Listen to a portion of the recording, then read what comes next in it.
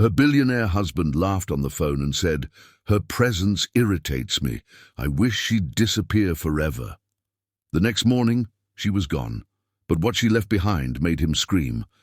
"Hi, my beautiful family. Welcome back to Mr. Peter's family. May the Almighty wrap every woman in the light of His mercy, blessing her hands that nurture, her heart that forgives, and her soul that never gives up. You are the melody of peace, the strength behind every home, the prayer that keeps love alive when the world forgets how to care. May your days bloom with joy, your nights rest in safety, and your hearts overflow with endless grace. But my dearest family, why let silence win? One like, one comment, one spark of love can keep our bond alive. YouTube may try to dim our light, but our faith and unity will burn brighter than ever. This is Mission 1000 Likes, a promise that our love cannot be hidden. If your heart is true, like the video. If your love is real, write, "I am with Mr. Peter."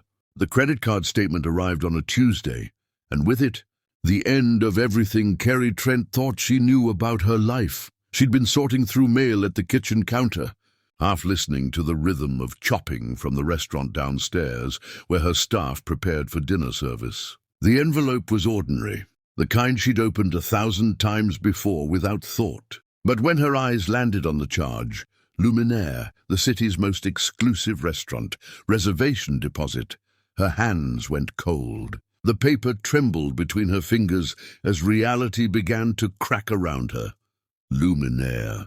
The place Ricky James always said was overpriced and pretentious. The place he'd laughed about when she suggested celebrating their anniversary there, claiming he'd rather eat good food than pay for atmosphere. She could still hear his dismissive tone, the way he'd waved away her suggestion like it was childish. Yet here it was, a reservation for two, confirmed and paid, the date printed in stark black ink.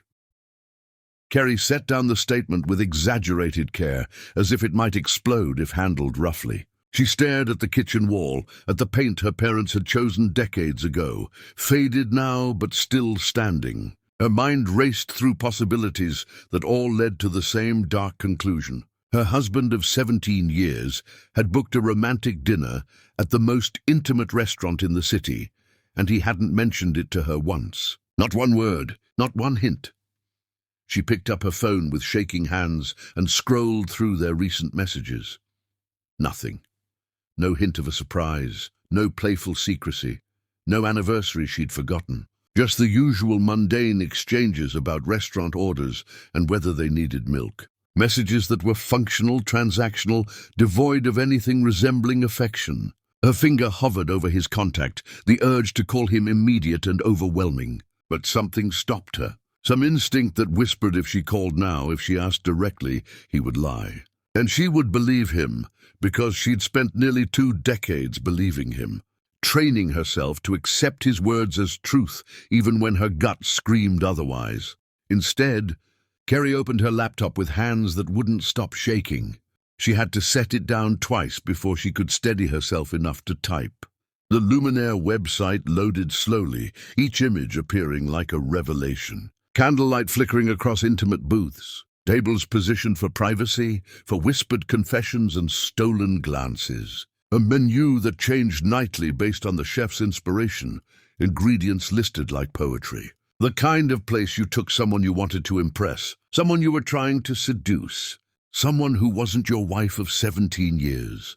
Her chest tightened as she clicked on the reservations page, her breath coming short and fast. The earliest available slot was 3 months out, the calendar marked with red marks denoting fully booked evenings. But when she checked the date on their credit card statement, the reservation was for tomorrow evening. Tomorrow, while she would be working the dinner rush downstairs, managing the family restaurant her parents had built from nothing, sweating over stoves and solving staff problems. Ricky would be at Billionaire with someone else, laughing with someone else, touching someone else's hand across a candlelit table. Carrie's vision blurred, but she didn't cry. Tears would come later, she knew, in the dark hours when she was alone and could afford to fall apart. Right now, her hands were steady as she picked up the phone and dialed Luminaire's reservation line. The phone rang 3 times, each tone like a heartbeat in her ear. "Good afternoon, Luminaire. This is Gerard speaking. How may I assist you?" His voice was smooth, cultured, the kind of voice that belonged in expensive places. Carrie forced herself to speak calmly. "I'd like to make a reservation for tomorrow evening. 2 people. I'm terribly sorry, but we're fully booked for the next several months. I'd be happy to put you on our waiting list, or I can offer you an evening in... What if someone cancels? Do you have a table that might open up?" Carrie's voice was surprisingly steady, even as her heart hammered against her ribs. Gerard's voice softened with professional sympathy. "It's unlikely, madam, but I can certainly note your information if something becomes available. May I have your name and contact information?" "Actually," Carrie said, each word deliberate, "I'm looking for a very specific table. The one right next to the reservation under Ricky James, tomorrow evening." There was a pause, heavy and telling. Carrie could hear papers rustling, the click of a computer mouse. "I'm not sure I understand, madam." "I understand perfectly, Gerard. My husband booked a table at your restaurant, and I'd like to book the one beside his. Surely you have tables next to each other. Small restaurant, intimate setting. I saw the photos on your website. I'll pay double your usual deposit." "Ma'am, I don't think..." "Triple. I'll pay triple your deposit, and I'll add a generous tip for your discretion in this matter. All I'm asking for is the table next to my husband's reservation. Nothing more, nothing less." Another pause, longer this time, and Carrie could almost hear Gerard's mental calculations. Professional ethics versus a substantial tip. When his voice returned, it was quieter now, almost conspiratorial. "The table adjacent to that reservation is actually available. It's our corner booth, usually reserved for special guests. Then I'm your special guest for tomorrow evening." "Same time as his reservation?" 7:30, yes. "And may I say, madam," he hesitated, "I hope tomorrow evening brings you the clarity you're seeking." Carrie almost laughed at the delicate phrasing. "Thank you, Gerard. I appreciate your understanding." She provided her credit card information, a different card than the one she shared with Ricky, one he never looked at. The deposit went through with a confirming beep. When she hung up, her heart was hammering so hard she could feel it in her throat. What was she doing? What did she think would happen? But she knew exactly what would happen. She'd sit at that table, elegant and composed, and she'd watch Ricky walk in with whoever he was betraying her for. She'd finally see the face of her replacement, the woman who'd stolen her husband's attention, his affection, his fidelity. The rest of the day passed in a fog that felt like moving underwater. Carrie moved through the restaurant's prep work mechanically, her hands performing familiar tasks while her mind spun in circles. She checked inventory without seeing the numbers, approved menu changes without tasting the samples. Bellamy Knox, her sous chef, asked twice if she was feeling well. "You look pale, boss." "Like you've seen a ghost." Carrie had wanted to laugh. She hadn't seen a ghost. She'd seen the future. "I'm fine, Bellamy." "Just tired." "You sure?" "Because you just approved replacing your mother's signature pasta. It's fine. Everything's fine." But her voice cracked, betraying her. "Carrie, please, Bellamy, not now. I just need to get through today."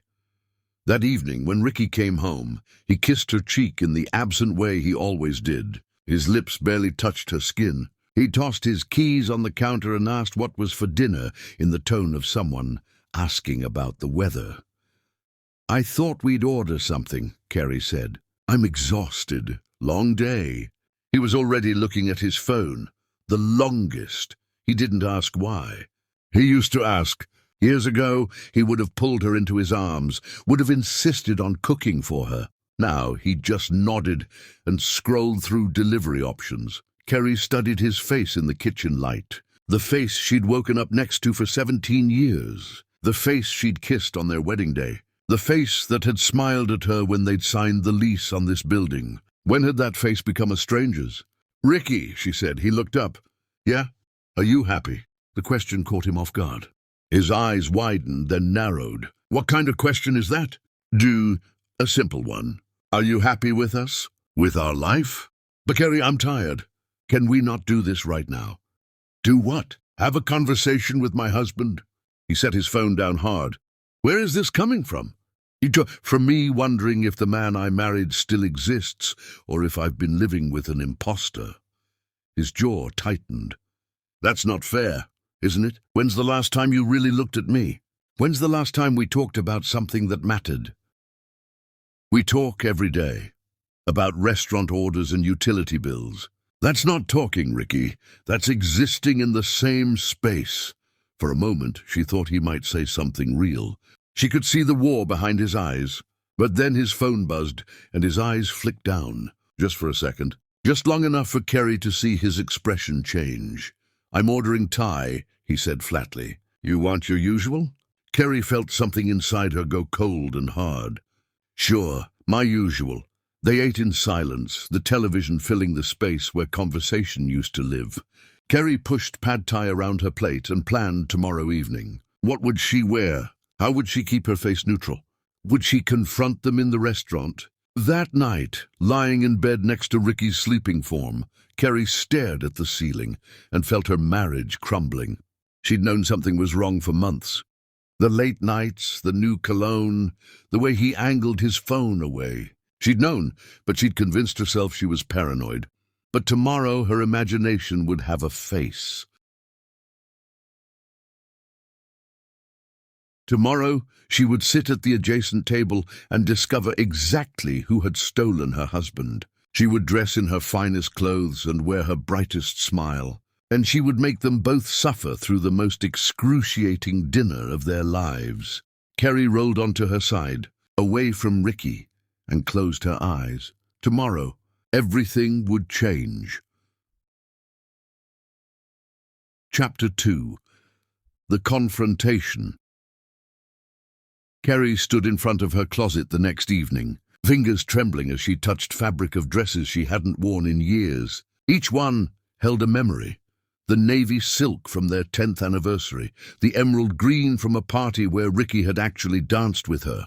Behind her, she could hear Ricky in the bathroom, humming tunelessly as he shaved, completely unaware that his carefully constructed lie was about to collapse. You're really not going to tell me where we're going?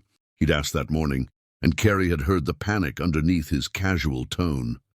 It's a surprise, she'd said, watching his face carefully. Don't you trust me? The irony of those words had tasted like poison on her tongue. Now she pulled out a deep burgundy dress, elegant and understated, the kind that made her feel powerful and invincible. She needed power tonight, needed armor against what was coming. Her hands shook as she zipped it up, the sound of the zipper teeth clicking together loud in the quiet bedroom. She pressed her palms flat against her thighs, forcing herself to breathe. In for 4 counts, hold for 4, out for 4. The meditation technique her mother had taught her decades ago.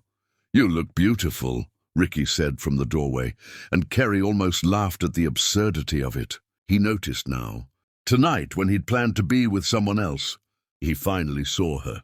Thank you, she managed, her voice steady despite everything breaking inside her like glass.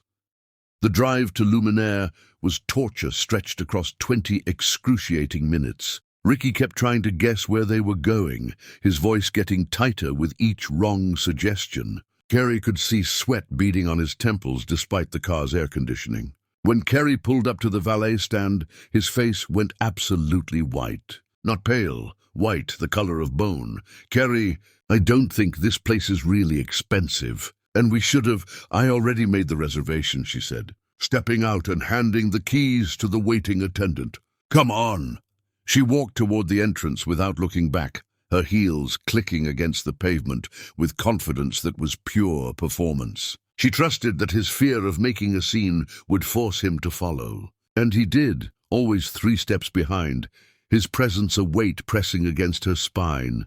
The hostess greeted them with professional warmth. Good evening. Name for your reservation?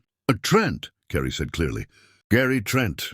If the hostess recognized the name from the adjacent reservation, she gave no indication.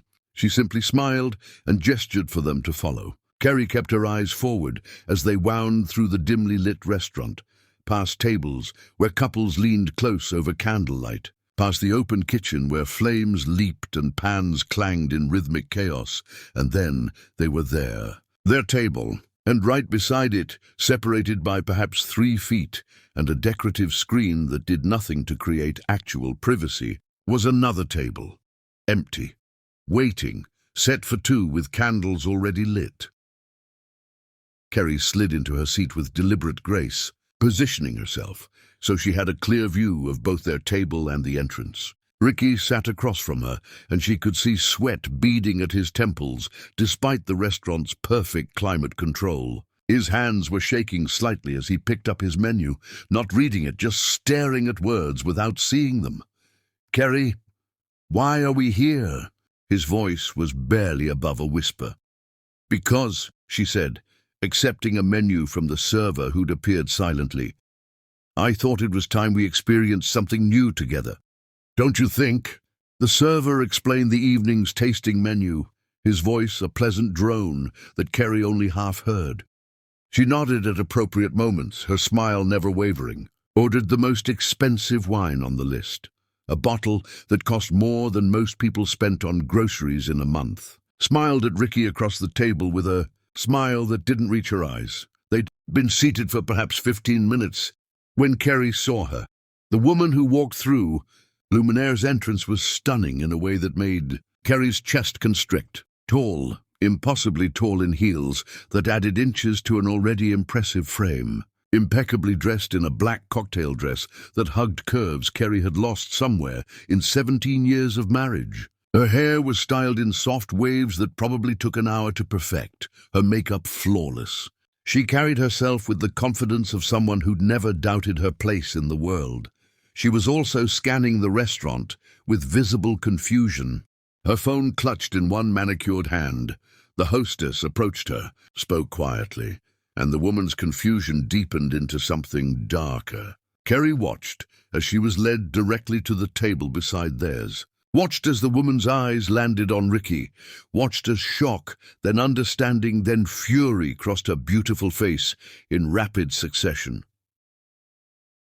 "Kerry," Ricky whispered, his voice strangled. "Kerry, please what?" Kerry asked, her voice conversational as the woman sat down at the adjacent table stiffly, her back ramrod straight. "Please don't make a scene. Please pretend I don't see what's right in front of me. Which please did you have in mind exactly?"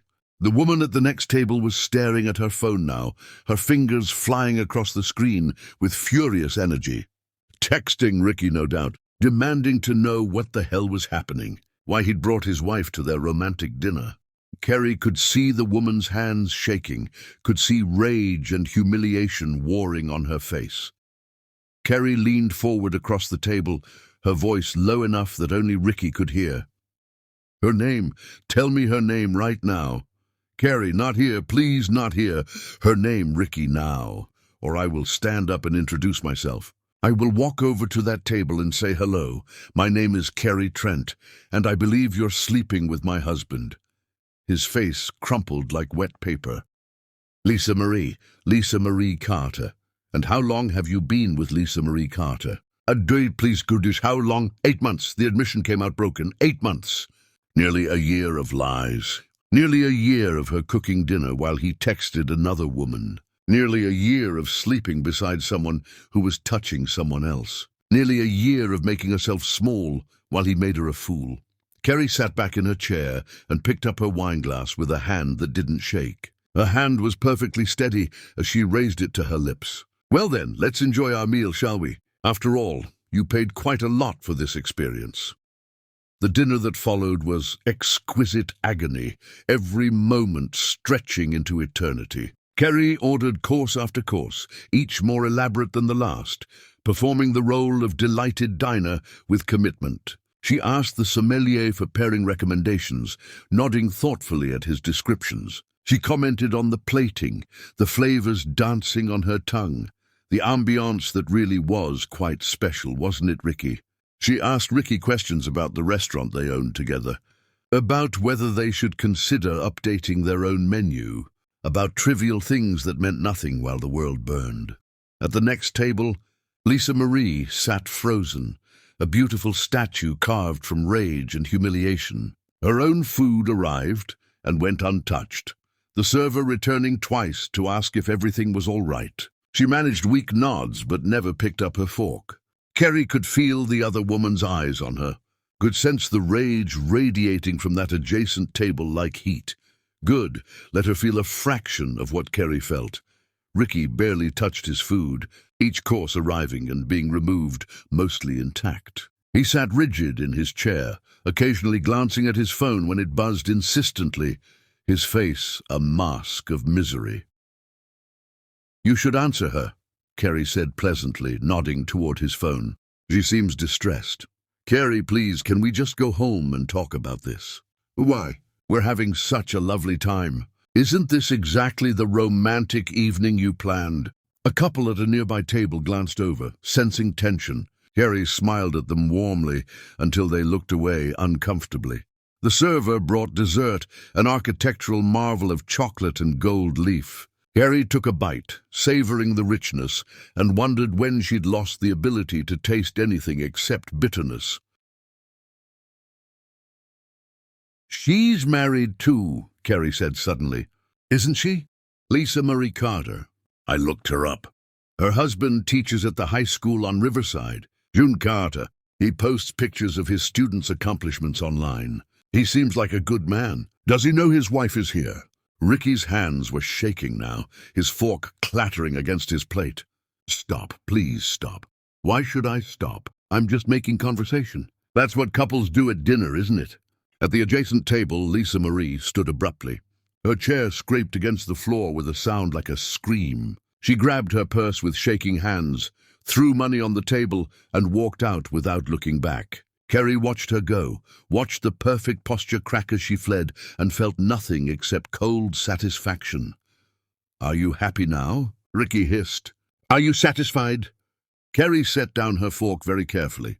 "Not even remotely." But the evening isn't over yet. She signaled for the check, paid with the card she'd used to book the reservation, and stood. Ricky scrambled to follow as she walked out with her head held high, past the other diners who were now openly watching, past the hostess who looked sympathetic, past the valet who handed over their car keys with studied neutrality.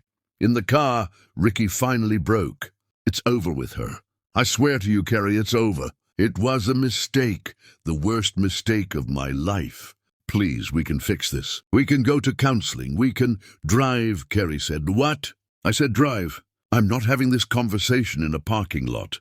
Ricky drove with shaking hands, and Kerry stared out the window at the city lights blurring past. She thought confronting them would bring clarity. Instead, she just felt hollow. At home, Ricky followed her inside, still talking, still pleading. Kerry walked past him to the kitchen and poured herself water. Her hands were finally shaking now. "Tell me everything," she said. "And I mean everything. How you met, where you went, what you told her about me. Every single detail," so he told her. And with every word, Kerry felt the marriage she'd believed in dissolve like salt in water, until there was nothing left except betrayal and the knowledge that the man she'd loved no longer existed. Chapter 3. Unlikely Allies. Kerry didn't sleep that night. She lay in their daughter's old bedroom, the room she'd fled to after Ricky's confession finally ended somewhere around 3 in the morning. The walls were still covered with posters from high school, frozen in time like a museum display, a reminder of when life was simpler and love meant something uncomplicated. Ricky had stood in the hallway outside the door for over an hour, pleading through the wood until his voice went hoarse and cracked. "Kerry, please, please let me in. We can work through this," as if words could rebuild what actions had destroyed. Kerry had said nothing, just stared at the ceiling and listened to her marriage collapse in real time. When dawn finally came, grey light seeping through curtains her daughter had chosen a decade ago, she heard him leave for the restaurant, heard his footsteps pause outside her door one more time, a long silence where she imagined him pressing his hand against the wood. then continuing down the stairs with heavy steps. The front door closed with a soft click that somehow sounded final.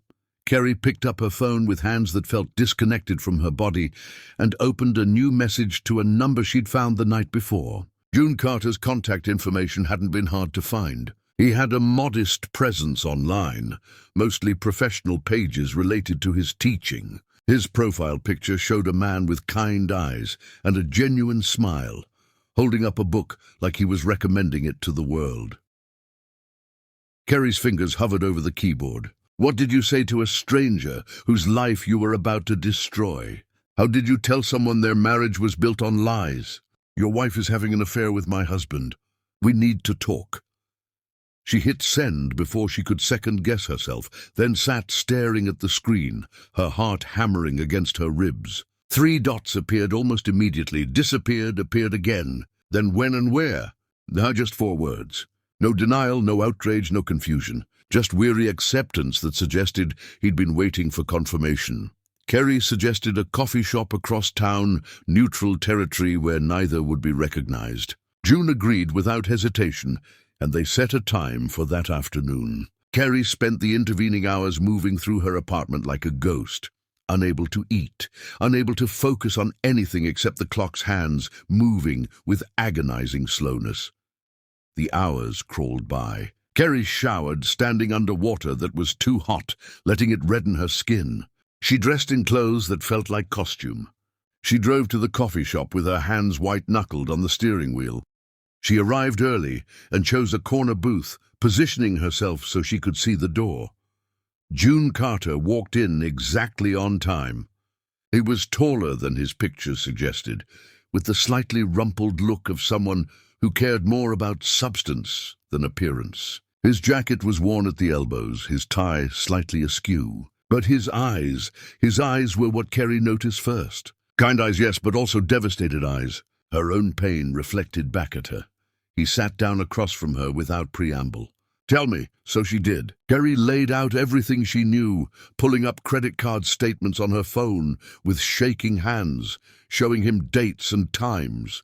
June produced his own phone, his calendar app showing all the evenings Lisa Marie had claimed to be at client dinners and networking events.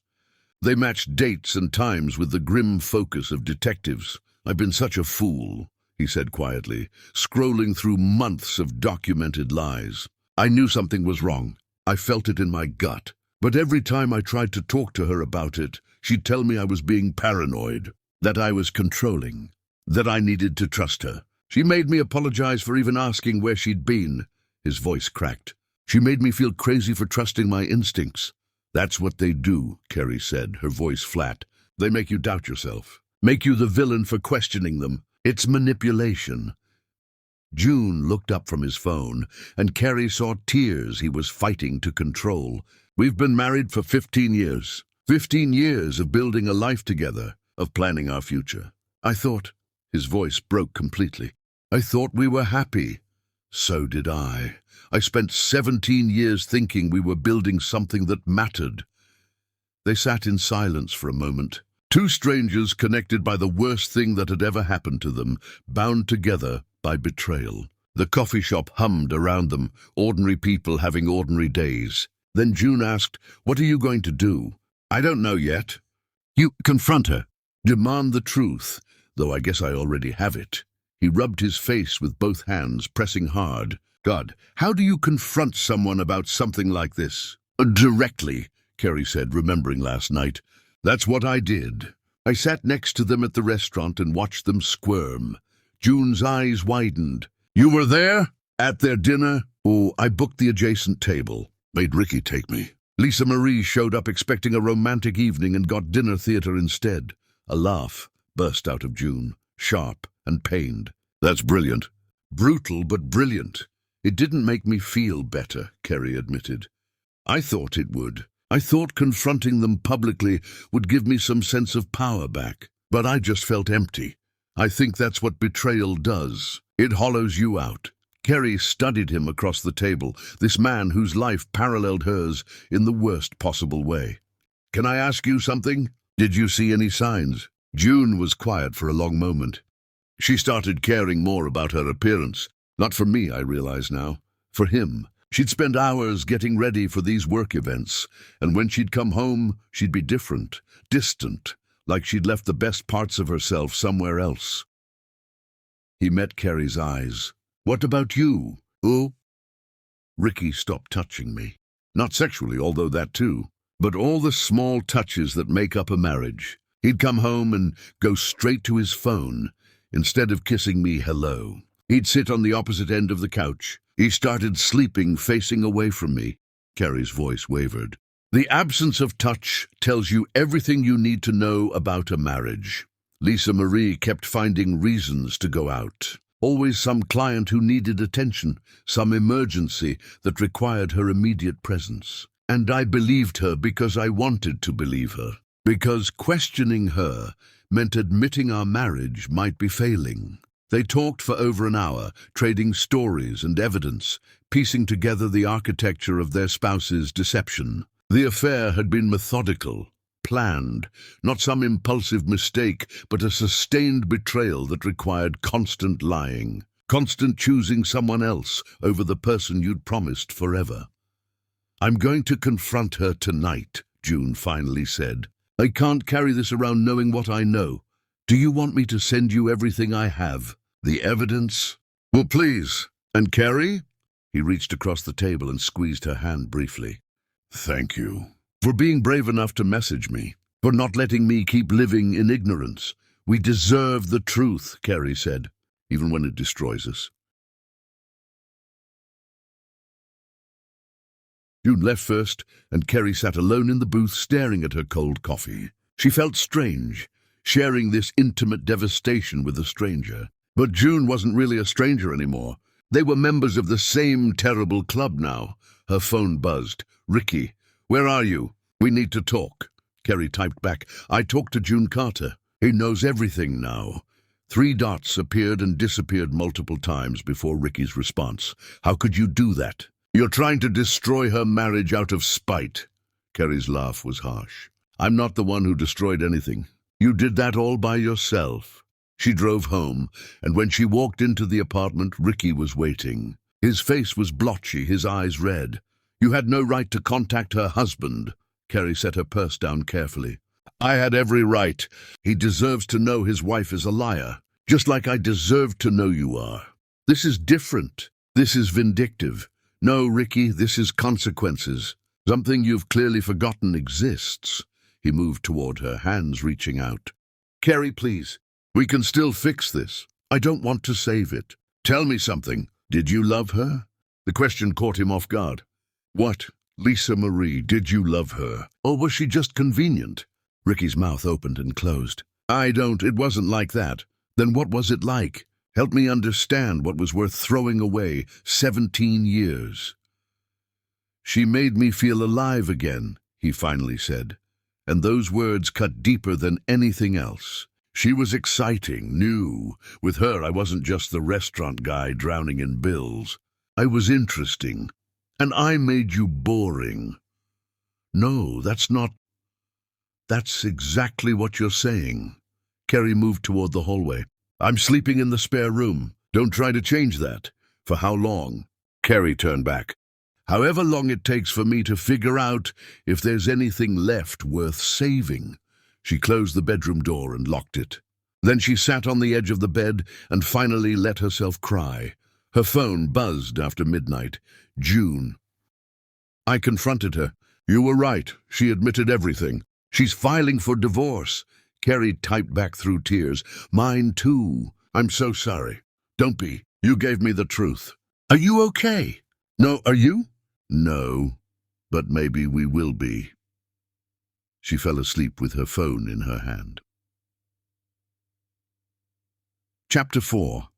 Separate Destruction. 3 weeks passed in a strange purgatory where time felt both frozen and accelerated. Kerry and Ricky moved around each other like ghosts occupying the same haunted house, their paths crossing but never truly connecting. They existed in the same physical space but lived in entirely separate realities. Carrie threw herself into the restaurant with an intensity that had her staff exchanging worried glances. She arrived before dawn to prep, her key turning in the lock while the city still slept. She didn't leave until after midnight, perfecting recipes that didn't need perfecting, reorganizing storage that was already organized. Anything to avoid going home. Bellamy Knox finally cornered her in the walk-in cooler on a Wednesday afternoon, the cold air making their breath visible. "Boss, you're scaring me. When's the last time you slept?" "Really slept?" "I'm fine, Bellamy." "You're not fine. You're running yourself into the ground, and we both know it's not about the restaurant." Bellamy's voice softened. "Whatever's happening with Ricky, you don't have to handle it alone." Carrie felt her composure crack. "He cheated on me for months, with someone who made him feel less boring than I apparently do." "Oh, Carrie," Bellamy pulled her into a fierce hug. "That man is an absolute fool. I just don't understand what I did wrong, where I failed him." Bellamy pulled back, holding Carrie by the shoulders. "Stop right there! You didn't fail, he did. He made a choice, and that choice has nothing to do with your worth." But Carrie couldn't shake the feeling that she'd somehow been inadequate. That if she'd been more exciting, more attentive, Ricky wouldn't have looked elsewhere. She'd been seeing a therapist, Dr. Helena Wright, twice a week now. Helena had gentle eyes behind wire-rimmed glasses and a directness that Carrie appreciated. "You're looking for a reason that makes sense," Helena told her during their latest session. "But infidelity rarely makes sense to the person betrayed. It's not a logical equation. People cheat because of their own deficiencies, not yours. Then why does it feel like I wasn't enough?" "Because that's easier than accepting that sometimes people just make selfish choices. If it was your fault, you could fix it. If it's his character flaw, you have no control." Helena leaned forward. "Tell me something, Carrie. When did you stop writing down recipes?" The question caught her off guard. "What? You mentioned once that you used to keep a notebook of recipes." "Stories attached to food." "When did you stop?" Carrie had to think about it. "Sometime after we opened the restaurant, I guess. There wasn't time anymore, or there wasn't space for it." "Tell me about the cookbook you wanted to write." "That was just a dream. Not realistic." "Why not?" "Metidi. Because Ricky said it would distract from the restaurant. That we needed to focus on building the life we had instead of chasing fantasies." "And what did you want?" "I wanted to travel to Italy and take cooking classes. I wanted to collect recipes from my grandmother before she died. I wanted to write about food as memory, as love, as the thing that connects us to our past." Carrie's voice broke. "But that wasn't practical. So you made yourself smaller to fit his vision of what your life should be." The words hung in the air like an accusation. Carrie wanted to argue, but she couldn't. Helena was right. She'd spent years sublimating her dreams to Ricky's priorities. That evening, Carrie stopped at a bookstore and bought a new notebook. Not for the restaurant. For herself. She sat in her car and opened to the first page. Grandmother's Sunday gravy.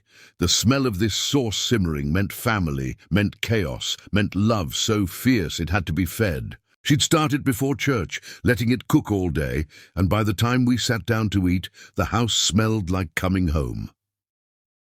Carrie wrote for an hour, words pouring out. When she finally looked up, her cheeks were wet, but she felt lighter. Her phone buzzed. A text from an unknown number. "This is June. I hope it's okay that I got your number." I confronted Lisa Marie. She's filing for divorce. "How are you holding up?" Carrie stared at the message. She typed back, "I'm learning who I was before I made myself small." "How are you?" Devastated, relieved, angry, all of it at once. "That sounds about right. Would you want to get coffee again? I could use someone who understands." Carrie hesitated only briefly. "Tomorrow afternoon. Same place. I'll be there." When Carrie got home, Ricky was waiting with flowers. Red roses, her supposed favorite, though she'd told him years ago she preferred wildflowers. "I made reservations at that Italian place you like." "I thought we could talk." Carrie looked at the roses. "I'm not ready for that. When will you be ready? How long are you going to punish me?" "No, I'm not punishing you, Ricky. I'm protecting myself." "From what?" I told you it's over with her. I'm here. I'm trying. You're trying because you got caught. Not because you suddenly realize what you were risking. Kerry moved past him. I'm meeting someone tomorrow. A friend. She saw suspicion flash across his face. What friend? Well, June Carter. Ricky's face went red. Her husband. You're meeting with her husband? Yes. We're both dealing with the same thing. This is inappropriate, Kerry. You're having an emotional affair. Kerry actually laughed. That's rich coming from you. We're having coffee, Ricky. We're not sneaking around for 8 months. I don't like this. I don't particularly care what you like anymore. You lost that privilege. Kerry closed the bedroom door, leaving Ricky with his rejected roses. She texted June. My husband accused me of having an emotional affair because we're meeting for coffee. The irony is staggering. June's response came quickly. Lisa Marie said the same thing. Apparently we're the ones being inappropriate. How dare we seek support? The audacity. Kerry found herself smiling for the first time in days. She fell asleep that night with her notebook on the nightstand, filled with one recipe and the promise of more. Chapter 5. Sanctuary. The coffee shop became their sanctuary over the following weeks, a neutral space that belonged to neither of their old lives. Kerry and June met there 3 times that first week, then almost daily, their schedules aligning like they'd been designed to intersect. They'd sit in the same corner booth and talk about everything and nothing. June told her about his students with enthusiasm that made his whole face light up, transforming him from tired to animated. The ones who made teaching worthwhile, who suddenly understood metaphor. The ones who broke his heart, bright kids trapped in terrible circumstances. Kerry talked about her parents' restaurant, how it had been her inheritance and her prison. I loved it once, she admitted one afternoon, stirring sugar into her 3rd cup of coffee. When it was my parents, it felt magical. My mother would let me experiment in the kitchen, would encourage every creative impulse. But after they died and Ricky and I took over, it became this thing we had to maintain. A legacy I couldn't fail. So you stopped creating and started preserving. Exactly. And I didn't even realize I was doing it until it was already done. June nodded thoughtfully. Lisa Marie used to encourage my writing. When we first met, she'd read everything I wrote and tell me I had talent. But somewhere along the way, she started calling it a hobby. Started suggesting I focus on things with more practical applications. He smiled sadly. I haven't written anything except lesson plans in years. What would you write about if you started again? Honestly, probably this. The strange fellowship of betrayal. How 2 strangers can understand each other better than the people they've known for decades. Kerry felt something shift in her chest, a warmth she hadn't experienced in months. That's beautiful. You should write it. Maybe I will. What about you? What's the first recipe you'd put in your cookbook? My grandmother's Sunday gravy. The one that makes the whole house smell like home. Then write that one first. Start building the book you've always wanted to create. It should have felt strange, this easy intimacy with someone she'd known for such a short time. But June made sense to her in ways Ricky hadn't in years. They spoke the same language of loss and understood each other's pain without judgment. One evening, they decided to take a walk instead of sitting in the coffee shop. The botanical gardens were open late for a special exhibit, and the paths wound through displays of autumn flowers blazing in the fading light.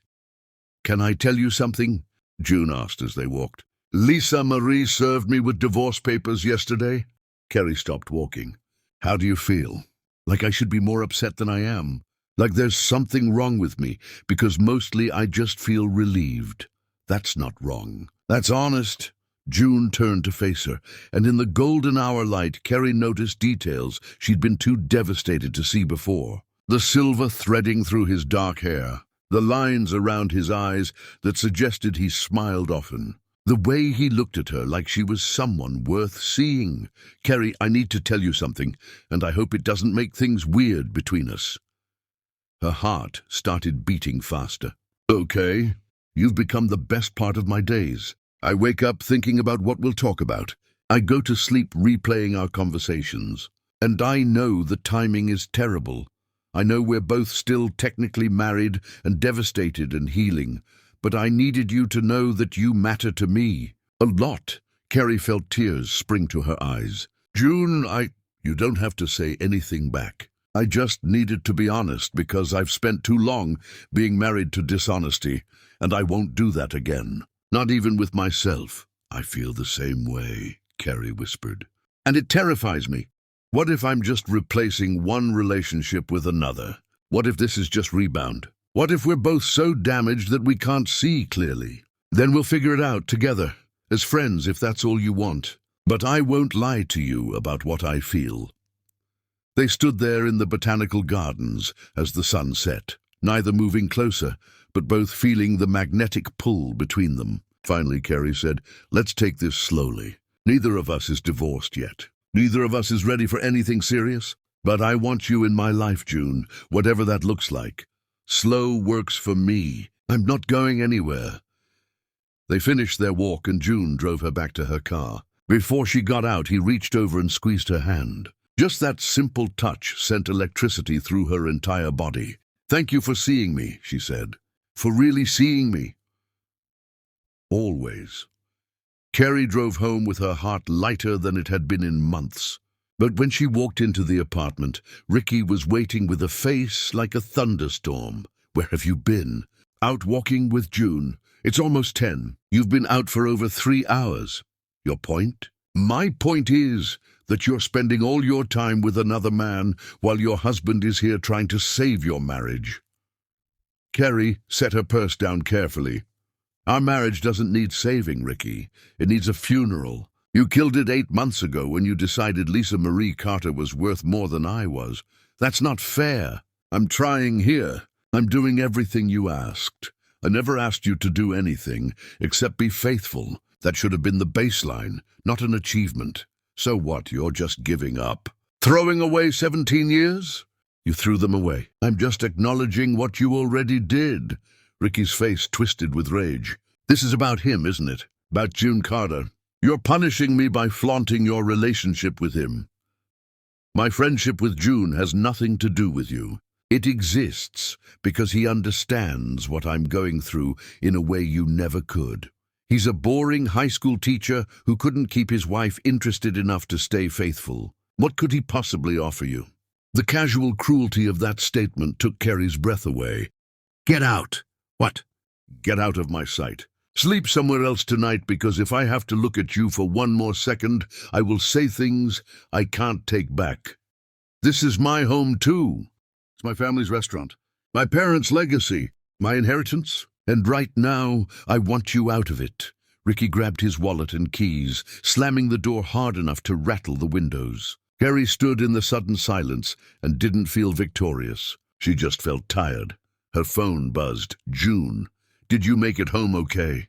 Carrie typed back, "Home, yes." "Okay, questionable. Ricky and I just had a massive fight. He called you boring. I am boring. I teach Hemingway to teenagers and get excited about properly cited bibliography." Despite everything, Carrie smiled. He meant it as an insult. "I'd rather be boring and faithful than exciting and a liar." "How are you, really?" Carrie sat down on the couch. "I'm filing for divorce tomorrow. I can't do this anymore." "Good. You deserve better than someone who makes you feel small. So do you. Then we'll both get better." Starting now. Carrie fell asleep on the couch that night, her phone still in her hand, and dreamed of botanical gardens and gentle hands and a life that might exist on the other side of this devastation. Chapter 6. Legal Warfare.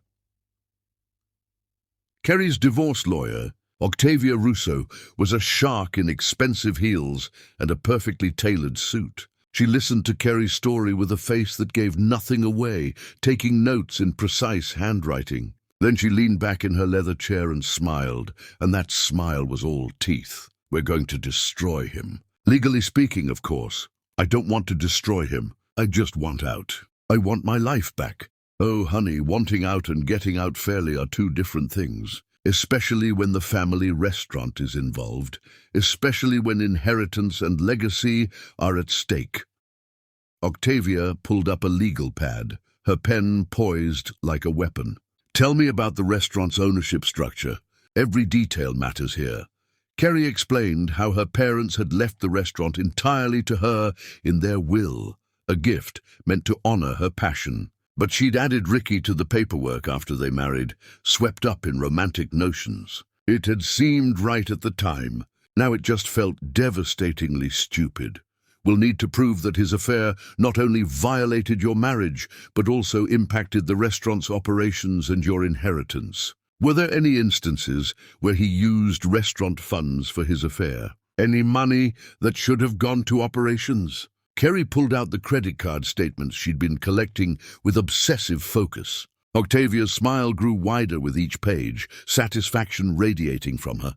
Dinners at expensive restaurants, hotels downtown and in neighboring cities, gifts that couldn't possibly be for you based on the stores. All charged to the restaurant's card, which means all taken from your inheritance.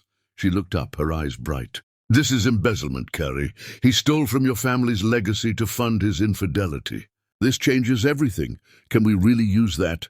Is it really that serious? We can and we will. I'm also going to depose Lisa Marie Carter.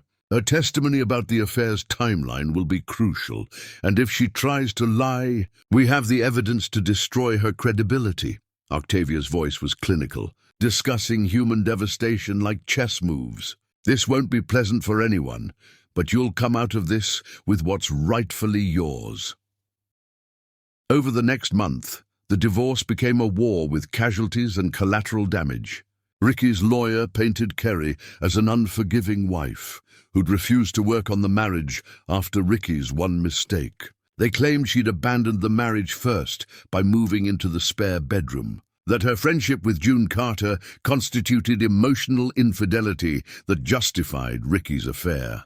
Octavia tore those arguments apart systematically, with the precision of a surgeon and the ruthlessness of a general. She presented the credit card evidence, showing months of calculated betrayal. She brought in staff from the restaurant who testified about Ricky's absences and Kerry's exhaustive efforts to keep things running alone. She had Lisa Marie deposed, and the other woman's testimony confirmed every sordid detail. The most damaging evidence came when Octavia proved Ricky had been siphoning money from the restaurant's account to fund his affair. Money that rightfully belonged to Kerry's inheritance from her parents. The judge's expression during that revelation was stone-cold fury.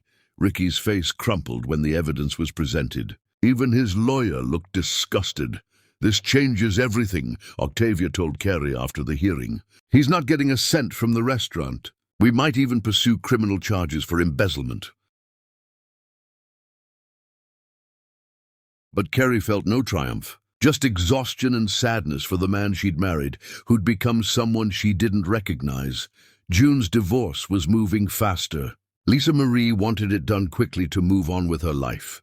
She was already dating someone new from her firm, flaunting the relationship on social media before the papers were even signed. Does it bother you? Kerry asked him one evening at his house, a modest craftsman he'd spent years renovating himself. Honestly, I'm grateful. Her obvious happiness elsewhere makes my case stronger. My lawyer is arguing that she abandoned the marriage, not me. They were sitting on his couch, a respectable distance between them. They'd been careful about physical contact, both aware of how it would look. But Kerry was hyper-aware of his presence, of the way her body leaned toward his, without permission. Can I tell you something? June asked. Always. I started writing again. Real writing, not just lesson plans. I'm working on a novel. Kerry's face lit up. June, that's wonderful. What's it about? A man whose life falls apart and discovers that sometimes destruction is just making space for something better. It's probably too autobiographical to be good, but it feels right. I'd like to read it. When you're ready. You're my first reader, obviously. He paused. What about you? How's the cookbook coming? Kerry pulled out her phone and showed him photos of the notebook that was now half filled with recipes and stories. I'm actually thinking about submitting it to publishers. Not major ones, but small presses that focus on culinary memoirs. Kerry, that's incredible. You have to do it. I'm scared. What if it's not good enough? What if it's better than you ever imagined? June reached over and took her hand, the first time they'd intentionally touched in weeks. You're brilliant, Kerry. Your writing makes me hungry and nostalgic for things I've never experienced. That's a gift. His hand in hers felt like coming home. Kerry looked at their intertwined fingers and felt something break open in her chest. I'm falling for you. I know I shouldn't be. I know we should wait until everything is final and we've both healed more. But I need you to know that this isn't just friendship for me anymore. June's thumb stroked the back of her hand. It hasn't been just friendship for me since the botanical gardens. Maybe since before that. I've been trying to be patient, trying to do the right thing. But Kerry, I think about you constantly. I dream about a future where we're both free and we can see where this goes. What if we crash and burn? What if we're just two broken people who'll break each other more? Then we'll heal together. But I don't think that's what this is. I think we found each other at the exact moment we both needed someone who understood. That's not coincidence. That's fate.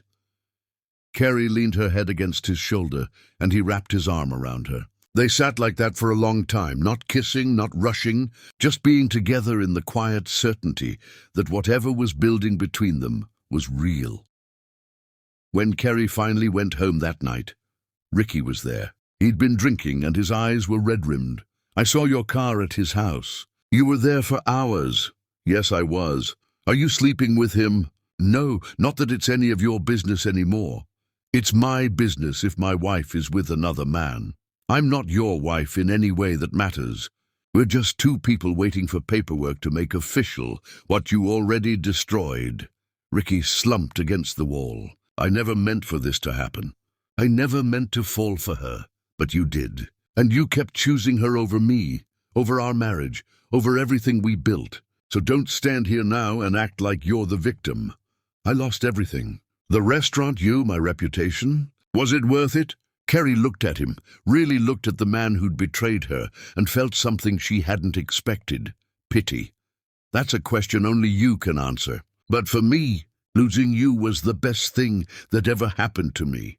Because it let me find myself again. And it let me find someone who sees me as something other than convenient. She walked past him to the bedroom, and this time when she closed the door it felt final. Chapter 7. Freedom. 6 months after filing for divorce, Kerry stood in her lawyer's office and signed the final papers. Octavia watched with satisfaction as Kerry initialed each page, the pen scratching across paper with finality.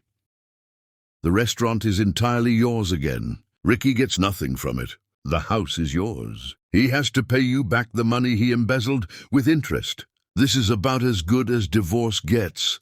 Kerry set down the pen and waited to feel something. Relief, victory, anything. But she just felt tired, wrung out, like she'd run a marathon and crossed the finish line without energy to celebrate. Thank you, Octavia, for everything. Thank you for being a client who actually listened to her lawyer. You'd be amazed how many people let their emotions tank their settlements. Octavia stood and offered her hand. Good luck, Kerry. I hope you find happiness. I think I already have, Kerry said, surprising herself with the certainty in her voice. Kerry walked out of the lawyer's office a divorced woman and sat in her car for a long moment, just breathing. The signed papers sat on the passenger seat like evidence of a crime, or maybe evidence of freedom. She wasn't sure which yet. She drove straight to the cemetery where her parents were buried. The grass was overgrown around their headstones, and Kerry made a mental note to call the groundskeeper. She sat on the grass between their graves and told them everything. About Ricky's betrayal, about fighting for the restaurant, about meeting June and rediscovering who she was before marriage made her small. I wish you could meet him, she said to her mother's headstone. June, he's a teacher and he's kind and he makes me laugh. He reminds me of Dad, actually. The way he listens like what I'm saying actually matters. The way he supports my dreams instead of dismissing them. A breeze rustled through the trees, and Carrie imagined it was her mother's approval. "I'm going to make you proud," she whispered. "I'm going to turn the restaurant into something that honors what you built, not just maintain it, but evolve it. And I'm going to write that cookbook you always said I should write. The one about food and memory and family. I'm going to live big again, Mom, the way you always wanted me to." Her phone rang. "June, it's done. Officially divorced as of an hour ago. How do you feel?" "Free, terrified, ready, all of it at once." He paused. "Can I take you to dinner tonight? A real date now that we can?" Carrie smiled through sudden tears. "I'd love that. Where?" "It's a surprise, but wear something you feel beautiful in." That evening, June picked her up at exactly 7. He was wearing a suit Carrie had never seen before, navy blue that made his eyes look impossibly warm. He handed her a single daisy, remembering what she'd said months ago about preferring wildflowers to roses. "You remembered," she said, her voice catching. "I remember everything you tell me." "Carrie." He drove them to a small Italian restaurant across town. Not fancy, just authentic, the kind of place her parents would have loved. The owner greeted them warmly, and Carrie realized June had called ahead, had explained it was a special occasion. They sat across from each other at a corner table, and Carrie realized this was the first real date she'd been on in nearly 2 decades. The first time she'd sat across from someone who chose her without obligation or history weighing everything down. "I'm nervous," she admitted. "Isn't that ridiculous? We've spent hours together, but this feels different, because it is different. Before, we were 2 people supporting each other through trauma. Now we get to discover who we are without the weight of our marriages crushing us. We get to just be." The server brought wine, and June raised his glass. His hand was steady, but Carrie could see emotion swimming in his eyes. To new beginnings, to second chances, to finding each other at exactly the right moment. Carrie clinked her glass against his. To being brave enough to start over, and to trusting that the second time can be better than the first. The dinner was perfect. They talked and laughed and shared food the way couples do when everything is still new and exciting. June told her stories about his students that had her laughing until tears ran down her face. Carrie described her plans for updating the restaurant's menu, bringing in seasonal ingredients her mother used to champion. "I want to honor what my parents built while making it mine," she explained. "Does that make sense?" "Perfect sense. That's what I'm trying to do with teaching. Honor the classics while making literature relevant to kids who've never known a world without smartphones." When June reached across the table and took her hand, Carrie felt her heart race like she was 16 again. His thumb traced circles on her palm, and such a simple touch shouldn't have affected her so deeply, but it did. "Can I tell you something I've been wanting to say for months?" June asked. "Please. I love you. I'm completely in love with you. And I know it's fast. I know we should probably wait and be more cautious, but I don't want to waste any more time not telling you the truth about how I feel." Carrie felt tears spill down her cheeks. "I love you too. I think I have for a while now. I was just too scared to admit it. Scared that feeling this much for someone again meant I could be hurt this badly again. I can't promise I'll never hurt you, but I can promise I'll never lie to you, never cheat on you, never make you feel small or boring or like you're not enough. Can I kiss you?" Finally, June's smile was radiant. "I thought you'd never ask." June stood and came around to her side of the table. He cupped her face in his hands and kissed her softly, tenderly, like she was something precious he'd been waiting his whole life to hold. Carrie kissed him back and tasted possibility, tasted a future she'd thought was lost forever. When they finally broke apart, the entire restaurant was watching them. An older couple at the next table started clapping, and soon the whole room erupted in applause. Carrie buried her face in June's shoulder, laughing and crying at the same time. "I think we just became that couple," June whispered. "The ones making a scene. I don't care. Let them watch. Let them see what real love looks like after everything else burns down." They left the restaurant hand in hand and walked through the city streets, talking about everything and nothing. They talked about their hopes and dreams, about June's novel that was now halfway done, and Kerry's cookbook proposal that she'd finally submitted to a small press. They talked about taking things slow, even though they'd already fallen completely. June stopped under a streetlight and turned to face her fully. "Move in with me." "June, I know it's fast, but I'm tired of ending every evening by taking you home. I want to wake up next to you. I want to make breakfast together and argue about whose turn it is to do dishes. I want all the mundane, beautiful things that make up a life." Kerry stopped walking. "Are you sure? What if we rush this and ruin it?" "We won't. We've both already survived the worst. We know what we don't want, which means we can build exactly what we do want. And I want to build a life with you, Kerry. Not someday, now."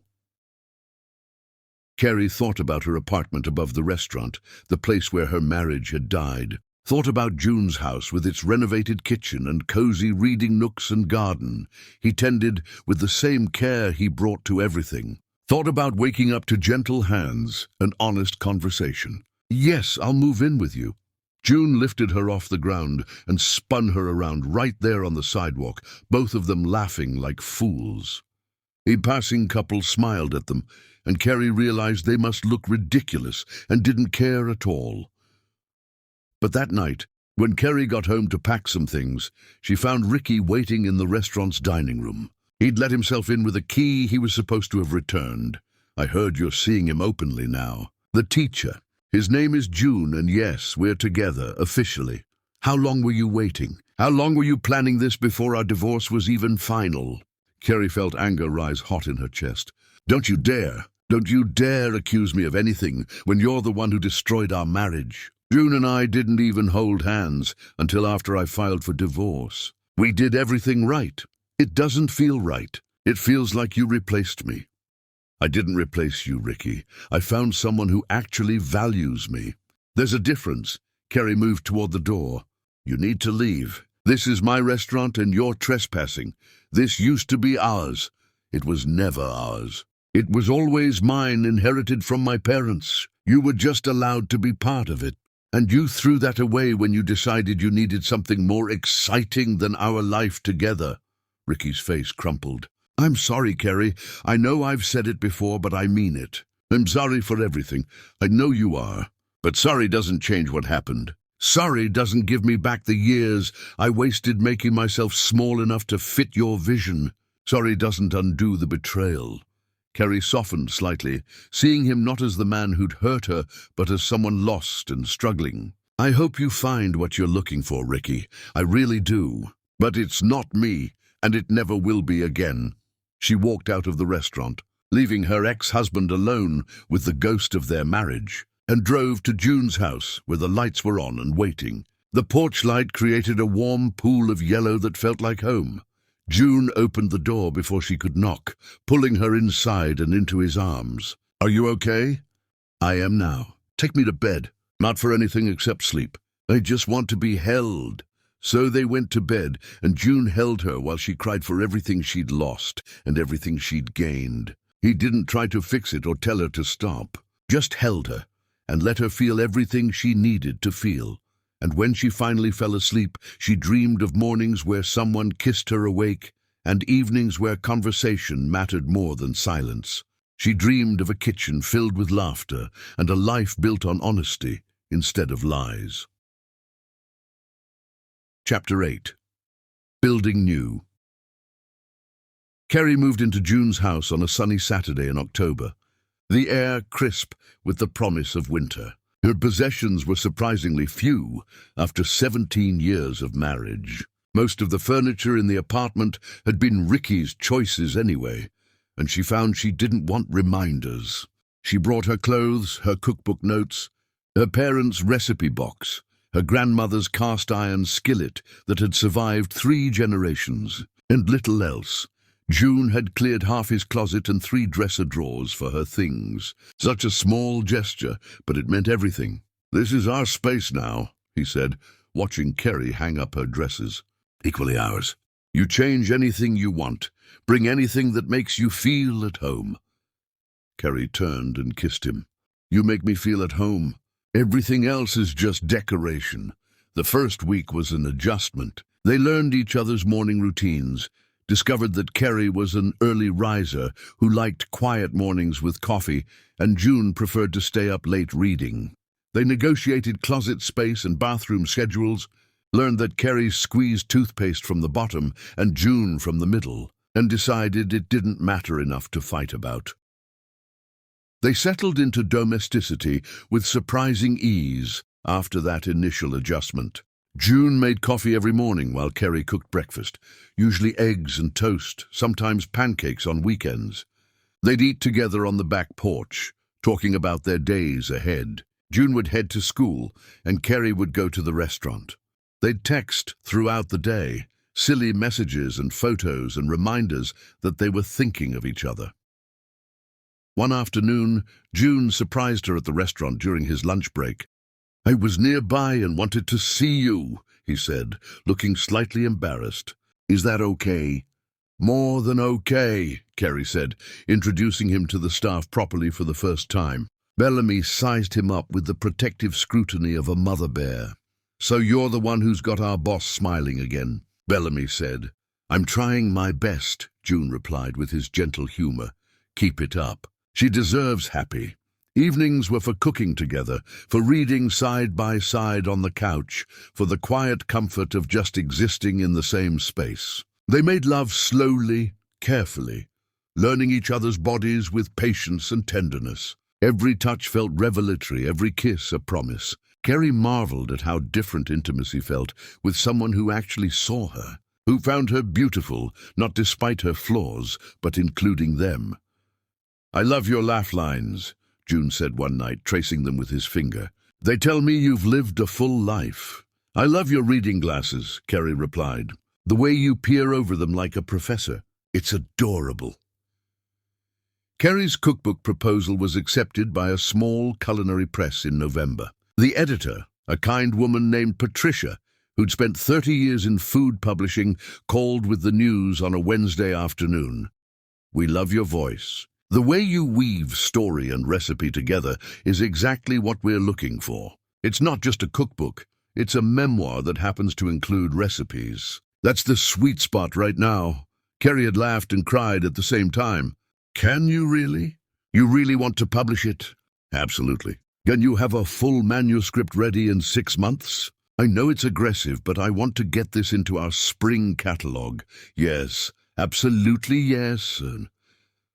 She'd run into the restaurant kitchen where Bellamy was prepping for dinner service. They want my cookbook. Someone actually wants to publish it. Bellamy had whooped and hugged her, lifting her off the ground. The whole staff celebrated between courses that evening, toasting with cooking wine and sharing stories about their own grandmother's recipes. When Kerry got home, June had champagne waiting and dinner already made, her favorite pasta carbonara. To my brilliant girlfriend, the published author. It's not published yet. I still have to write most of it. You'll write it and it'll be amazing, and I'll buy 100 copies to give to everyone I know. My students are going to be so jealous that I'm dating a real author. You're writing a novel. You're a real author too. Not until someone publishes it. Right now I'm just a guy with a very long Word document. June's novel was progressing steadily. He'd wake up early to write before school. The tap of his laptop keys, a comforting sound that Kerry fell asleep to on the couch more than once. He let her read chapters as he finished them, and Kerry was amazed by his talent. The story was raw and honest, about grief and betrayal, and finding unexpected love in the ruins of a life. This is beautiful, she told him after reading a particularly emotional chapter where the protagonist finally forgives his ex-wife. This is publishable, June, really publishable. This could be big. You think so? I know so. You need to query agents when you're done. I've been researching the process for my own book, and I can help you put together a query package. One Saturday, June took Kerry to meet his father, who lived in a retirement community an hour away. The old man was sharp despite his 83 years, with June's same kind eyes and dry humor. "So you're the woman who's got my son writing again," he said, shaking Kerry's hand firmly. "About time. He's been wasting that English degree teaching grammar to teenagers who don't care." "Dad," June protested, but he was smiling. "It's true. You were supposed to be the next Hemingway, and instead you're explaining symbolism to kids who think books are boring. Teaching matters too." "Of course it does. But so does writing your own stories." His father turned to Kerry. "Make sure he finishes that novel. He's been talking about writing one since he was 25. "I will," Kerry promised. They were happy, genuinely, surprisingly happy. Kerry's daughter came home for a visit during Christmas break and was initially skeptical of June, protective of her mother after everything that had happened. But he won her over with patience and genuine interest in her life, never trying to replace her father, but carving out his own space in their family. He asked her about her graduate program, actually listened to her answers, and offered insights about teaching that helped with her own work as a teaching assistant. He made her mother laugh in ways she hadn't heard in years. "He's good for you, Mom," her daughter said on her last night home, the two of them doing dishes while June read in the living room. "I haven't seen you this alive in years, maybe ever. He sees me, really sees me. Your father loved who he wanted me to be. June loves who I actually am." But her daughter looked troubled. "What about Dad? Have you talked to him?" "Not since the divorce was final." "Why, he's been calling me." "A lot. He sounds really lost, Mom. I know what he did was terrible, but he's still my dad." Kerry pulled her daughter into a hug. "I know, sweetie, and it's okay to love him despite what happened. He's allowed to be lost. That's a consequence of his choices. But I can't be the one to find him. That's not my responsibility anymore. I know. I just worry about him." "That's because you have a good heart. But his healing is his responsibility, not yours. And definitely not mine. The best thing I can do for him is live my own life fully and show him that we both can survive this." After her daughter left, Kerry felt unsettled. She didn't want Ricky to be miserable, but she also couldn't save him from the consequences of his actions. She told June about the conversation that night as they cleaned up dinner. "How do you feel about it?" he asked, drying the plate she handed him. "Guilty, which is ridiculous because I shouldn't feel guilty for moving on. You're allowed to feel guilty and still know you made the right choice. Emotions aren't logical. They just are. How do you feel about Lisa Marie? Do you think about her?" June was quiet for a moment, choosing his words carefully. "Sometimes, usually when I'm editing something in my novel that involves the ex-wife character. But it's more like thinking about a stranger I used to know. The woman I married doesn't exist anymore, or maybe she never did. I invented this person I thought she was, and the real Lisa Marie was always someone else." Kerry understood that completely. She'd invented a version of Ricky too, had convinced herself he was faithful and devoted when the reality was so different. One evening in early February, Lisa Marie showed up at June's door, unannounced. Kerry answered, and the two women stared at each other for a long moment. Lisa Marie looked terrible, thinner, haggard, her confident glow entirely gone. Dark circles shadowed her eyes. "Is June here?" she asked. "He's at school. Parent-teacher conferences." "Oh, right." Lisa Marie looked past Kerry into the house, seeing the changes Kerry had made. New curtains, different artwork on the walls. "This place looks good." He finally finished the kitchen remodel. "Can I help you with something?" "I wanted to apologize. To both of you. I know it's too late, and I know you have no reason to forgive me, but I needed to say it. I destroyed 2 marriages because I was selfish and stupid and scared of being ordinary." Kerry felt no satisfaction in Lisa Marie's misery, just weary sympathy for someone who'd made terrible choices and was living with the consequences. "Thank you for saying that. I hope you find whatever you're looking for. I'm in therapy now, 3 times a week, trying to figure out why I keep sabotaging my own life. My therapist says I have attachment issues stemming from childhood abandonment. Sounds like a cliché, doesn't it? It sounds like you're doing the work. That's good. Are you happy? With June? Kerry didn't hesitate. Yes, very happy. Good, he deserves that. He's a good man. Better than I ever appreciated. Lisa Marie turned to leave, then paused. For what it's worth, I'm glad you found each other. At least something good came from all the pain we caused. Kerry watched her walk away and felt something shift inside her. She'd been carrying so much anger toward Lisa Marie, but now she just felt sad for her. When June came home, she told him about the visit. He listened quietly, then said, "Do you think she meant it? The apology?"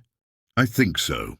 I think she's finally dealing with her issues instead of running from them. Does it change anything for you? Make you feel differently about what happened?" Kerry thought about it. "Not about what happened. That's still a betrayal that can't be undone. But it makes me feel differently about her. Less like she's a villain and more like she's just someone who made terrible choices for complicated reasons." "That's very generous of you." "It's not generosity. It's just exhaustion. I'm tired of being angry. I want to focus on what we're building instead of what was destroyed." June pulled her close, and they stood in the kitchen of their shared home, holding each other while dinner simmered on the stove and the evening light turned everything golden. Outside, the first buds were appearing on trees, spring promising renewal after a long winter. Chapter 9. The Crisis. 3 years passed in what felt like rapid succession, time moving faster now that Kerry was actually living instead of just surviving.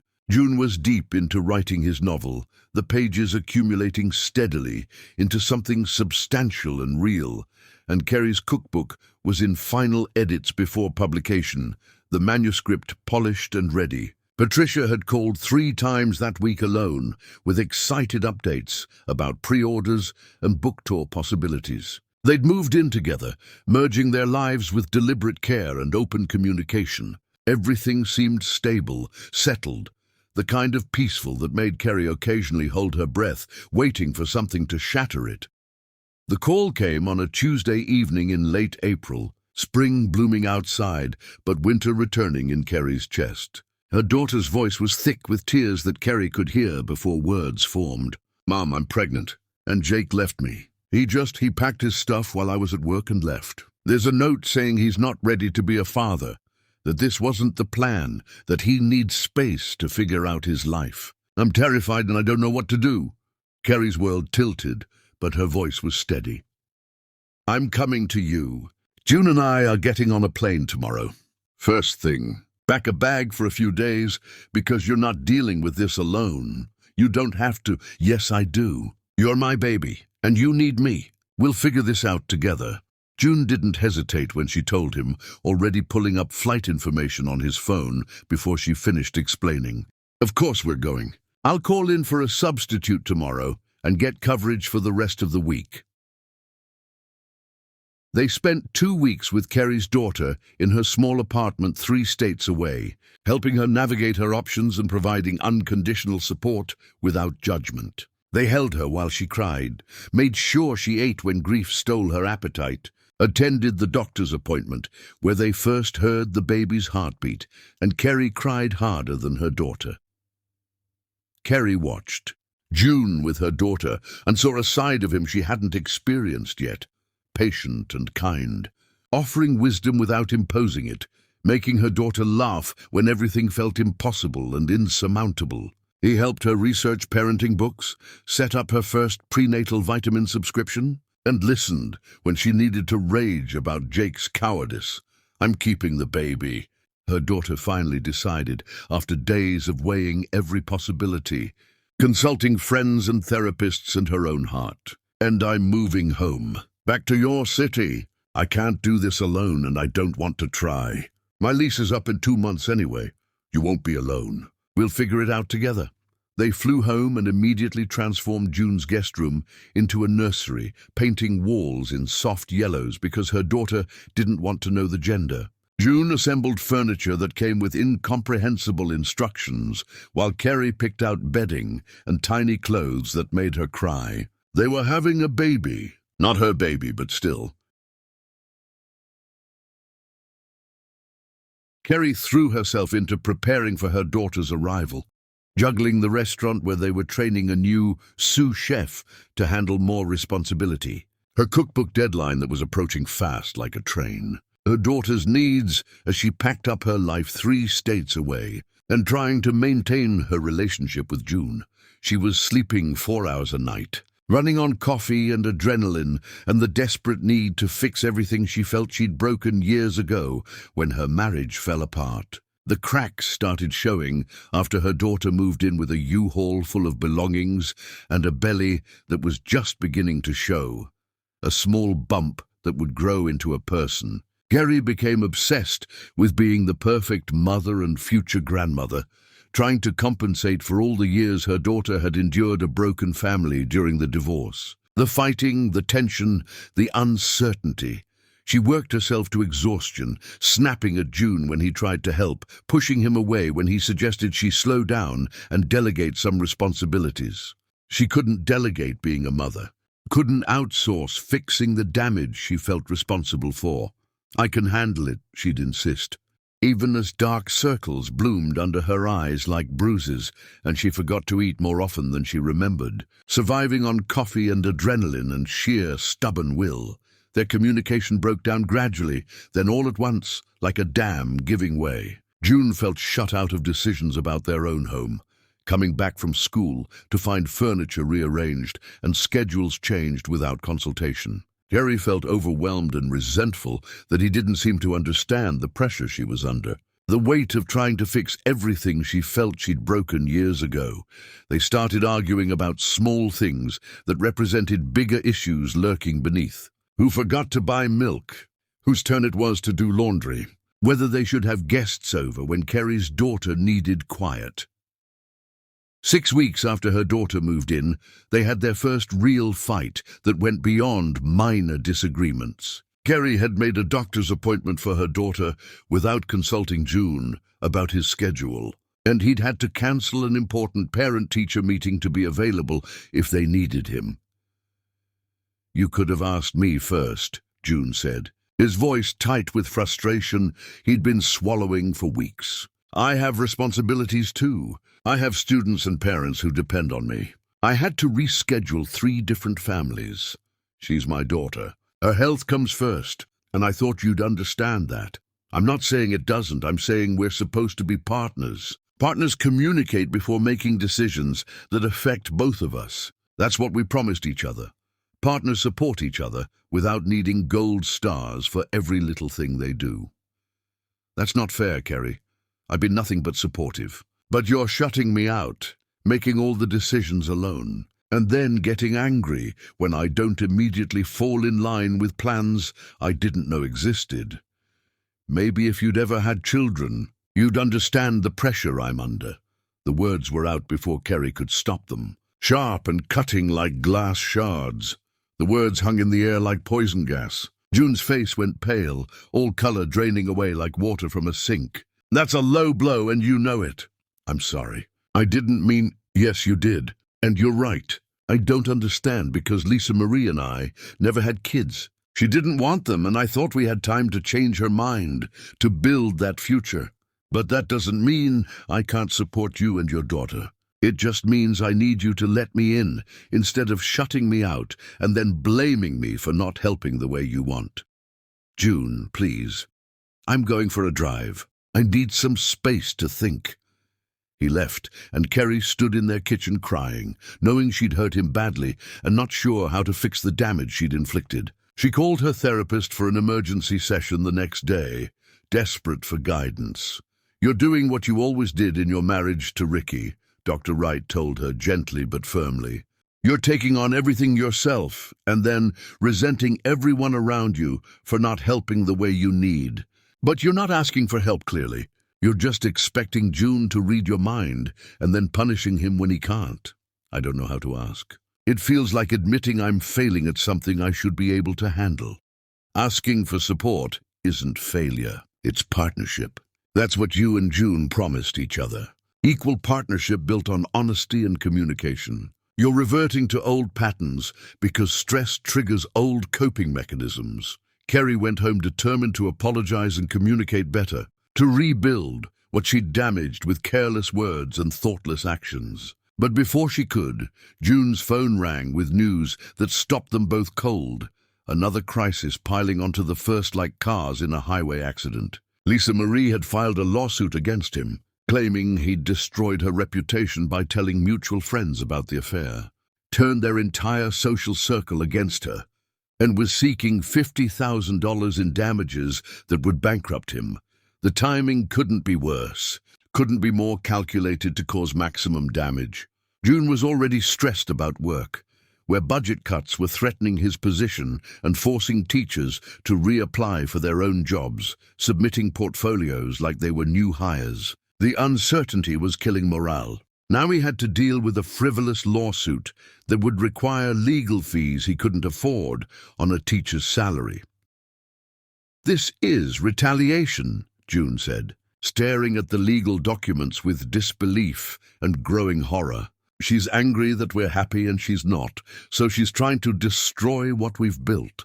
She wants me to suffer the way she's suffering." "We'll fight it together," Kerry said, taking his hand and squeezing hard. "I'm sorry for what I said, for pushing you away, for not being the partner you deserve. I'm sorry too, for not being more understanding about the pressure you're under with your daughter." They held each other, but Kerry could feel the strain between them like a physical thing, a third presence in the room that pushed them apart, even as they tried to hold on. The lawsuit consumed June over the following 2 weeks.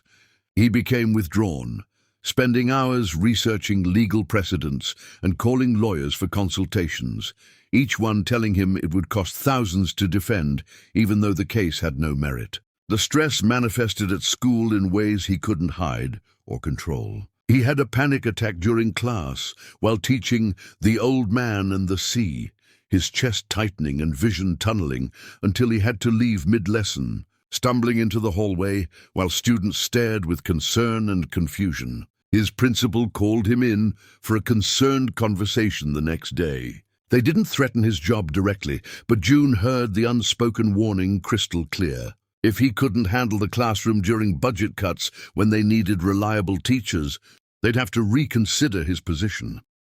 He came home that day and broke down completely, all the stress and fear overwhelming him at once, like a wave he'd been holding back finally crashing over him. Harry found him at the kitchen table with his head in his hands, shoulders shaking with sobs he couldn't control.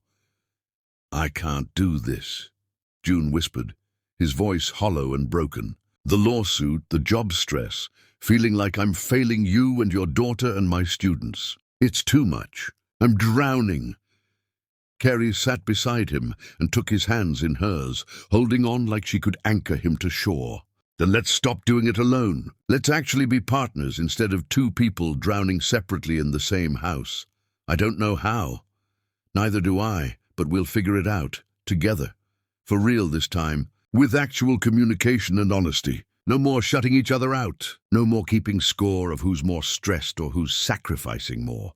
They talked until dawn, really talked without defensiveness or blame or trying to win, laying everything bare in ways they hadn't since they first met in that coffee shop after their marriages exploded. Their fears, their insecurities, their needs, they'd been too scared to voice because voicing needs felt like admitting weakness. And when the sun came up, painting their kitchen in shades of gold and rose, they were exhausted, but closer than they'd been in weeks.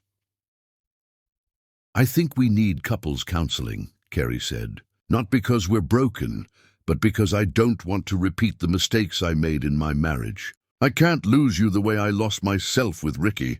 "I agree. Let's find someone good and commit to the work." They started therapy the following week with a counselor who specialized in blended families and second marriages, who understood the unique challenges of building new lives from the wreckage of old ones. It changed everything, giving them tools and vocabulary for the feelings they'd been struggling to express. Gary learned to ask for help specifically instead of expecting June to intuit her needs. June learned to express his own needs without fear of being called selfish or uncaring. The lawsuit was dismissed 3 weeks later, when Lisa Marie's lawyer realized there was no case and convinced her to withdraw it rather than face sanctions for filing frivolous litigation. June's teaching position was saved when community members rallied, writing letters to the school board about his impact on their children, how he'd changed their lives and inspired them to love reading. 23 letters arrived from current and former students, from parents who'd watched their kids transform from reluctant readers to book lovers. And Kerry's cookbook released to strong reviews and modest but steady sales that promised a sustainable career beyond the restaurant. Publishers Weekly called it a love letter to family and food that transcends the genre. Her mother would have been proud.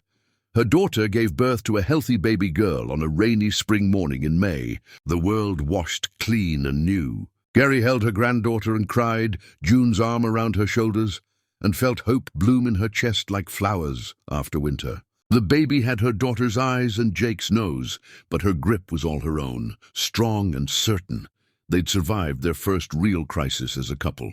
And they'd done it together, scarred but standing, committed to the work of actually being partners instead of just saying the words. Chapter 10. Forgiveness and Forever. Kerry woke up one morning in late summer to find June already awake, sitting on the edge of their bed and staring out the window at the sunrise painting the sky in impossible colors, deep orange bleeding into pink, bleeding into gold. She touched his shoulder gently, feeling the warmth of his skin under her fingertips. What are you thinking about? How different my life is from what I imagined when I was young. How grateful I am for that difference. How I thought I knew what happiness looked like, and I was completely wrong. Kerry moved to sit beside him, both of them watching the sunrise paint their bedroom in shades of new beginnings. They'd been living together for over 3 years now, had survived her daughter's pregnancy and June's lawsuit, and learned how to fight and make up and actually communicate through difficult things. Do you ever think about them? But what could have been if they hadn't cheated? Sometimes. But I don't think I'd change anything even if I could. Does that make me a terrible person? Grateful for betrayal because of where it led? No, it makes you honest. I feel the same way. Ricky's betrayal destroyed me, but it also freed me to become who I actually am, instead of who I was pretending to be. They sat in comfortable silence until June spoke again, his voice thoughtful and careful. I forgave her. Lisa Marie, a few weeks ago actually. I realized I was carrying all this anger, and it wasn't hurting her. It was just poisoning me, making me bitter when I wanted to be grateful. So I let it go, just released it into the universe and decided to stop giving her space in my head. Kerry nodded slowly, understanding completely. I think I've forgiven Ricky too. Not because he deserves it, I'm not even sure forgiveness is about what people deserve, but because I'm tired of letting what he did define my present. I want to be someone who was betrayed once, not someone who's still being betrayed every day by her own anger. Exactly. The anger was becoming who I was, instead of just something that happened to me. Kerry's phone buzzed with a message from her editor, pulling her from the moment. The final book cover designs were ready for her approval. She opened the attachment and gasped. The cover was perfect, better than anything she'd imagined, showing a worn recipe box against a checkered tablecloth, vintage and modern at the same time. June, look, my book is real. This is actually happening. He pulled her into his lap, both of them studying the cover design. I'm so proud of you. Look at what you built from pain. You turned betrayal into art. We should celebrate. Let's throw a party at the restaurant. A proper book launch with everyone we love. They spent the next week planning a book launch party, sending invitations and coordinating with Bellamy to create a special menu inspired by recipes from the cookbook. The evening of the party, Kerry stood at the front of the restaurant's dining room, surrounded by staff and friends, and her daughter holding the baby, and felt overwhelmed with gratitude for the life she'd rebuilt. She talked about her parents' legacy, about the long road to this moment, about how destruction sometimes clears the way for growth. This book wouldn't exist if my life hadn't fallen apart. I wouldn't have remembered these stories, wouldn't have written down my grandmother's recipes, wouldn't have learned that sometimes the worst thing that happens to you is also the door to your best life. So thank you all for being part of this journey. Later, as they cleaned up, June pulled her aside. His hand was shaking slightly, and Kerry realized he was nervous. "Kerry Trent, I have something to ask you." He knelt in the kitchen, where they'd spent so many evenings cooking together, where they'd laughed and argued and built a life. He pulled out a simple silver ring with a small diamond that caught the light. "I want to spend whatever time we have building new memories. Will you marry me?" Kerry's eyes filled with tears. "Yes, yes, absolutely yes." They kissed while Bellamy whistled from across the kitchen and the remaining staff applauded. Kerry's daughter was crying happy tears, holding the baby, who seemed to understand something important was happening. They married 3 months later in a small ceremony at the restaurant on a crisp October afternoon. Kerry's daughter officiated, her blessing bringing everyone to tears. She spoke about watching her mother rebuild after devastation, about learning that it's never too late to start over and find real love. Kerry wore a simple cream-colored dress and carried her mother's recipe cards tied with ribbon instead of a bouquet. June wore his navy suit and cried through his vows, voice breaking when he promised to always see her, always value her, always make space for her dreams alongside his own. He read a passage from his novel about second chances and love that heals, about finding home in unexpected places. She was the adjacent table, close enough to see everything, brave enough to act, and in watching him fail at love, she learned how to succeed at it herself. Ricky didn't attend. He'd remarried and moved to another state, starting over in his own way. But he'd sent a card wishing them well, acknowledging the pain he'd caused and expressing genuine hope for Kerry's happiness. It was something. Lisa Marie sent a gift, a set of vintage kitchen knives with a note for building something beautiful from the ruins. "I'm glad you both found what I couldn't give you." The ceremony was joyful, celebrating not just love, but survival. When June kissed his bride, Kerry tasted possibility and promise, and everything good that comes after everything terrible. That night, they drove home as husband and wife, their last names officially hyphenated now, Trent Carter, a symbol of two broken people who became whole together, who chose to honor both their histories while building something entirely new. They sat in the driveway before going inside, holding hands and just breathing in the enormity of the moment. "We made it," June whispered. "We did. Any regrets?" "About any of it?"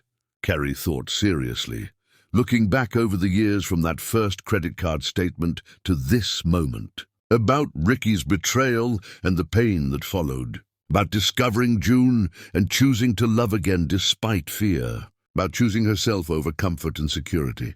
Not one. Every terrible moment led me exactly where I needed to be. I wouldn't change anything, not even the pain, especially not the pain. It taught me who I am. It taught me what I deserve. It taught me that I'm strong enough to survive anything.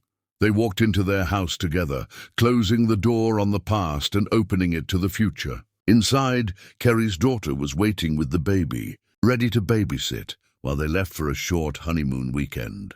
In the years that followed, Kerry's cookbook became a modest bestseller, finding its audience among readers hungry for stories about resilience and food and family. She wrote 2 more, each one deeper and more personal. June's novel was published and garnered critical acclaim, leading to a small but devoted readership and a teaching position at the local community college, where he could write more and teach students who actually wanted to learn. They taught workshops together about creativity after trauma, about rebuilding lives, about the courage it takes to start over. Kerry's daughter thrived, raising her baby with the support of family who loved her unconditionally. She eventually forgave Jake, though she never took him back, and built a beautiful life as a single mother who chose herself first. They grew old together, accumulating memories that mattered more than possessions. Whenever someone asked Kerry how she'd survived betrayal, how she'd built this beautiful life from such pain. She'd smile and say, "I stopped fighting for a marriage that was already dead, and I started fighting for a life worth living." Because the greatest revenge wasn't bitterness or anger or making her ex-husband suffer. It was building something so full of love and joy and meaning that the past became just a stepping stone instead of a prison. Gary learned that the table next to betrayal could become the table of salvation. And sometimes the person sitting adjacent to your pain is exactly who you need to find. She learned that destruction is sometimes just making space for construction, that endings are also beginnings, that the worst day of your life might also be the first day of your real life. If you're brave enough to walk through the fire and see what emerges on the other side. And she learned, most importantly, that she was enough, had always been enough, would always be enough, not for everyone, but for the right person. And that was everything.